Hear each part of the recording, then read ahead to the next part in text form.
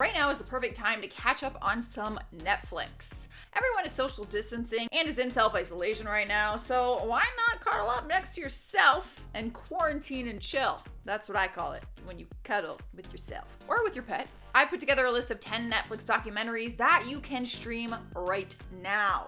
Well, after this video is done, please.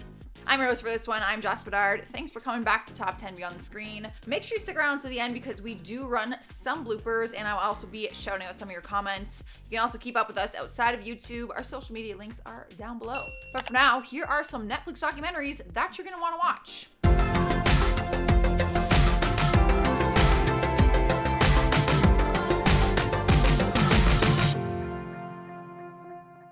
Starting off at number 10 is Killer Inside the Mind of Aaron Hernandez. The true crime documentary series shared all the details about the convicted murderer and former professional football player Aaron Hernandez. It's a 3-part documentary that explores the conviction for the murder of a man named Odin Lloyd, but also other murder cases that they allege the football player was also connected to.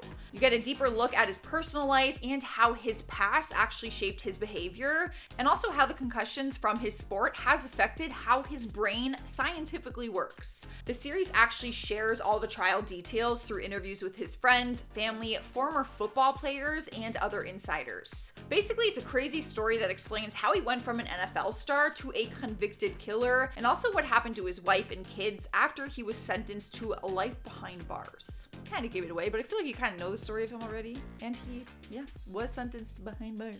Up next, number 9 is Pandemic: How to Prevent an Outbreak. Talk about crazy timing for a documentary like this one. Netflix dropped this docuseries just in time as coronavirus dominates the news headlines these days. It's a 6-part series and shows how prepared or not prepared the world is to deal with a new pandemic. It explores the theory that if our world is hit with a new, fast-spreading deadly virus, how would the world survive it?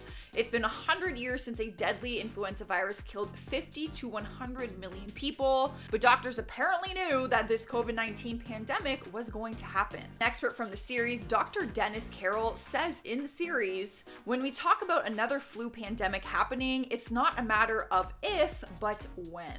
How crazy is that? It's like they knew this coronavirus was going to happen. You can actually watch the series and see the details of the disruption to financial markets, workplaces, food production, and loss of social life. Basically what we are all going through right now. On a lighter note, sliding into spot number 8 is Cheer. Most people wouldn't expect a series all about cheerleading to be such a mega hit like this one was. In the last few months, this Netflix docuseries has been all over the internet after becoming wildly popular. It follows the nation's best junior college competitive cheer squad, Navarro College, as they train for the 2019 national championships. Even if you're not a fan of cheerleading, it's still very interesting to see everything that goes on behind this sport. The cast members have since appeared on the Today Show and the Ellen DeGeneres Show, and some of them have even been cast in movies. No one realized how big this documentary was going to be, but it is still pretty interesting.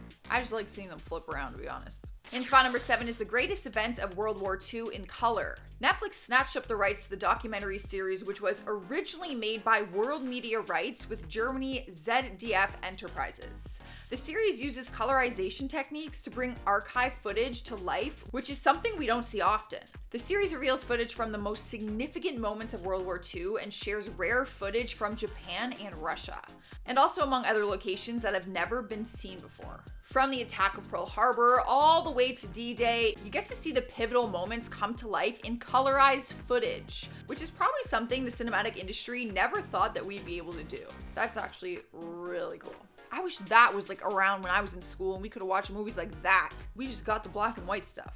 Working our way into number 6 is Conversations with a Killer, the Ted Bundy Tapes. If you watch the series, you would know all about the unique story of the notorious serial killer Ted Bundy. He was accused of killing more than 30 women and never confessed to his crimes until a few days before his execution. The 4-part documentary follows a different series of interviews in which Bundy himself agreed to speak from third person. Throughout the episodes, we see the serial killer get analyzed to understand what kind of person would commit horrendous crimes like the ones that he committed. A variety of interviews were done, all with people who actually interacted with Ted Bundy. You also see all the details of his past life, his upbringing, the crime details, the trials, his relationships. everything. The craziest part is actually watching him explain how he was able to elude the authorities for so long.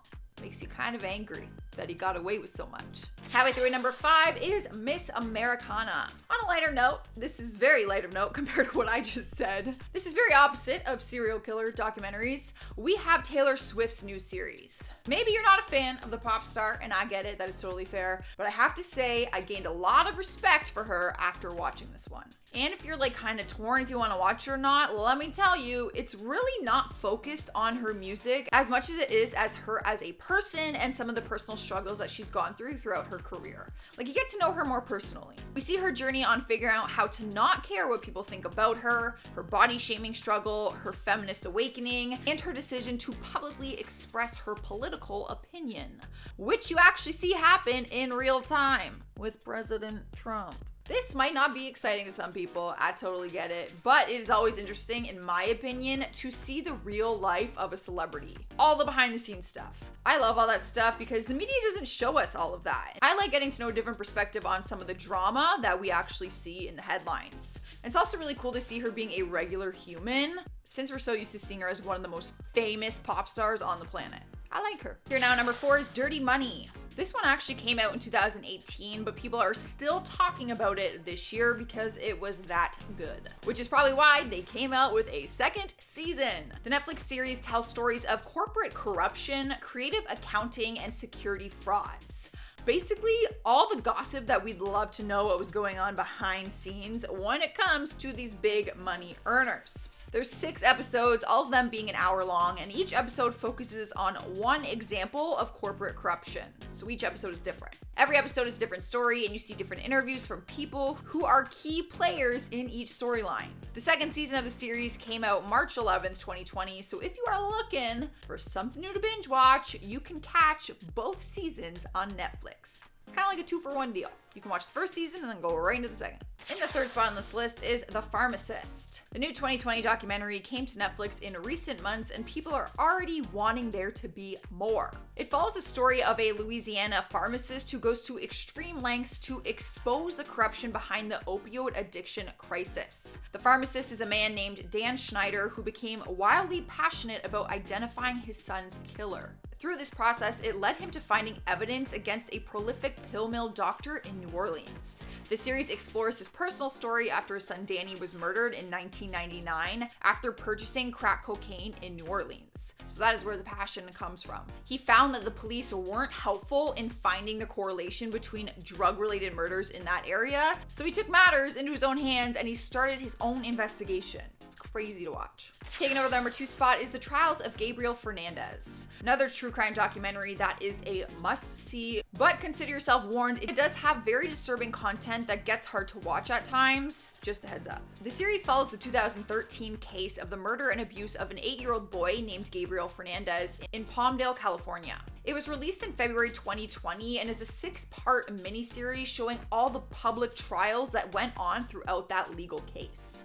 It shares the details of his guardians who were accused as the abusers, and his social workers question the system's protection of vulnerable children.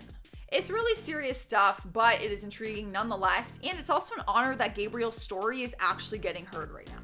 Winning the number 1 place is Tiger King: Murder, Mayhem, and Madness. If you are on social media right now, then your feed is probably flooded with memes based on this new Netflix documentary. If there is a chance that you haven't watched it yet, you need to. I know it's ridiculous, but just watch it. It's a brand new true crime, technically, documentary that focuses on the life of Joe Exotic, aka the Tiger King. He's the owner of an exotic animal zoo, mainly including a big collection of tigers. The series focuses on the interconnected society of big cat conservationists, including the owner of Big Cat Rescue, Carol Baskin.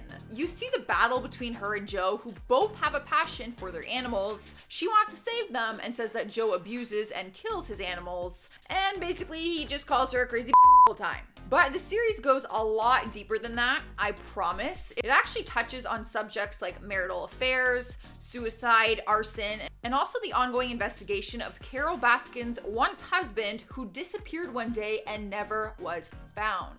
Joe and other members of the community claim that she killed him and fed him to the tigers. You probably know all these details already, just based on the internet and memes. But I'm telling you, give it a chance. It is worth a watch. All right, guys, that is all I have for you. Leave a like if you enjoyed this video. Let me know in the comments if you're gonna watch them, if you've seen them, what you're excited to watch. But for now, I'm gonna respond to some comments from some of my other videos. John Hurd says, I don't have a comment today. I just love the channel. With self-isolation, not much to do. Thank you. Well, I thank you for watching. Yeah, we are itching to get back to the studio. We are still filming from home, but I am just excited. I need to get back to that studio. Veronica Moore says, your hair looks super cute with a headband. Well, thank you. I was torn because it kind of looks like a 6-year-old girl should be wearing it, but I bought it anyways and I wear it all the time and I love it. All right, guys, I'm a little short on comments today because I got to get out of here. Make sure you subscribe if you haven't already and also ring the notification bell so you can hang out with us every day. I've been your host, Joss. I will see you next time.